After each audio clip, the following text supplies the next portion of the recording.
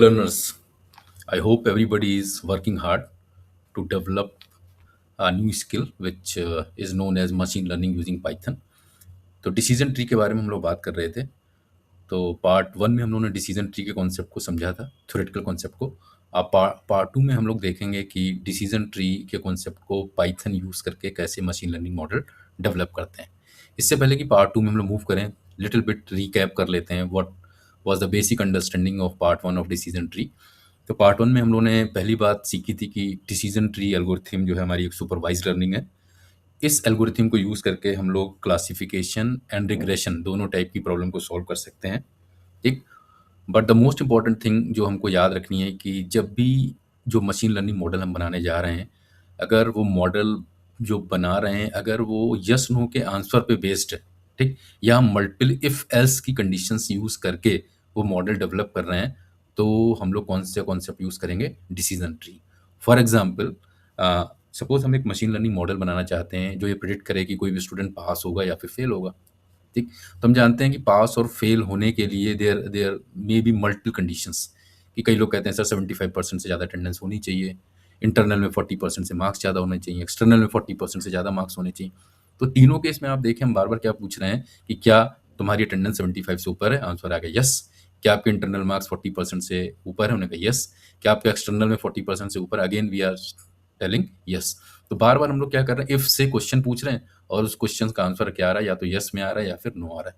तो जब भी इस टाइप की प्रॉब्लम्स हमें सॉल्व करनी होगी या इस टाइप की प्रॉब्लम पे बेस्ड हमको मशीन लर्निंग मॉडल बनाना है, तो हम लोग डिसीजन ट्री एल्गोरिथम अब क्या करेंगे? यूज़ करेंगे। क्लियर? तो चलिए अब हम पार्ट सेकंड स्टार्ट करते हैं, जिसमें हम लोग सीखेंगे, एक डेटा सेट लेंगे, एक मशीन लर्निंग मॉडल बनाएंगे यूजिंग डिसीजन ट्री, उस पे बेस्ड प्रिडिक्शन करेंगे और फिर अपने मॉडल को इवेल्युएट करेंगे that whether that particular model is good और बैड। तो चलिए स्टार्ट करते हैं। तो एज़ यूजुअल हम हमारी हमारी जितने भी हम लोगों ने मशीन लर्निंग मॉडल अभी तक बनाए हैं, सभी में हम लोगों ने ये 9 स्टेप्स फॉलो करें। तो इन दैट लेक्चर ऑल्सो हम लोग सेम मॉडल अडॉप्ट करेंगे। तो एज़ यूजुअल सबसे पहले हम लोग अपने डेटा सेट को डाउनलोड करेंगे। डाउनलोड करने के बाद उस डेटा सेट को हम लोग पाइथन में इंपोर्ट करेंगे। इंपोर्ट करने के बाद स्टेप 3 में हम लोग डिसाइड करेंगे कि कौन से हमारे फीचर्स हैं और कौन से हमारे टारगेट हैं। हम आपको पहले ही बता चुके हैं, the thing which we are going to predict will always be your target variable. उसको हम लोग क्या बना देंगे? वाई बना देंगे। फिर अपने डेटा को स्प्लिट कर देंगे ट्रेनिंग एंड टेस्ट डेटा में।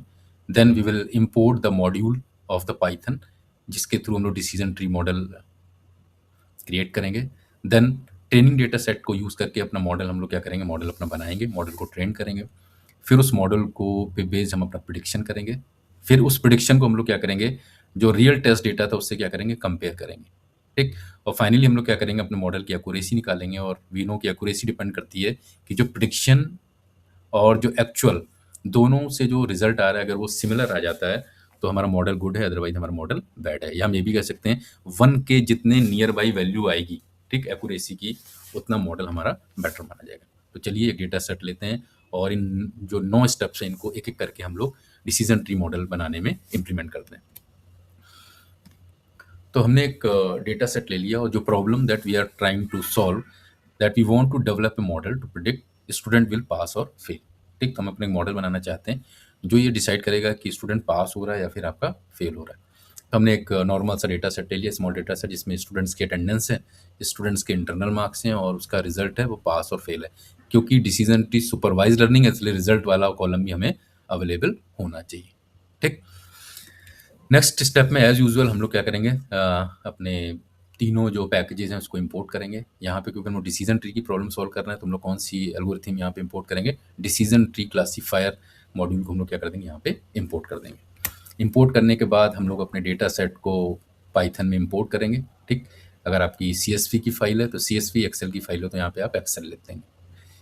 Once the file will be imported and stored into a DF variable, next step हम क्या करेंगे? हम डिसाइड करेंगे इसमें से कौन से आपके फीचर वेरिएबल हैं और कौन से आपके टारगेट वेरिएबल। तो टारगेट वेरिएबल क्योंकि हमें प्रेडिक्ट करना है पास या फेल है, तो आपका रिजल्ट को हमने क्या बना दिया? यहाँ पे टारगेट वेरिएबल स्मॉल y में स्टोर कर लिया। और जो बाकी दो बचे हुए आपके कॉलम्स थे उनको हमने क्या बना दिया? यहाँ पे फीचर्स वेरिएबल बना के कैपिटल X में स्टोर कर दिया। नेक्स्ट स्टेप हम लोग क्या करेंगे? अपने डेटा सेट को 2 पार्ट में ब्रेक कर देंगे। 20% आपका एज यूजुअल आपका टेस्ट डेटा हो जाएगा और 80% आपका क्या हो जाएगा? ट्रेनिंग डेटा सेट हो जाएगा। इसके बाद हम अपना क्या करेंगे? Model decision tree classifier function को कॉल करेंगे और फिर अपने मॉडल को क्या करेंगे, फिट फंक्शन से अपने मॉडल को ट्रेन करेंगे by using training data set. ठीक, तो एक्स ट्रेन वाई ट्रेन में आपका ट्रेनिंग डेटा सेट है जो कि हमने 80% लिया था। Once our data our model be train, next step हम लोग क्या करेंगे, अपने मॉडल उस मॉडल के थ्रू प्रिडिक्ट करेंगे।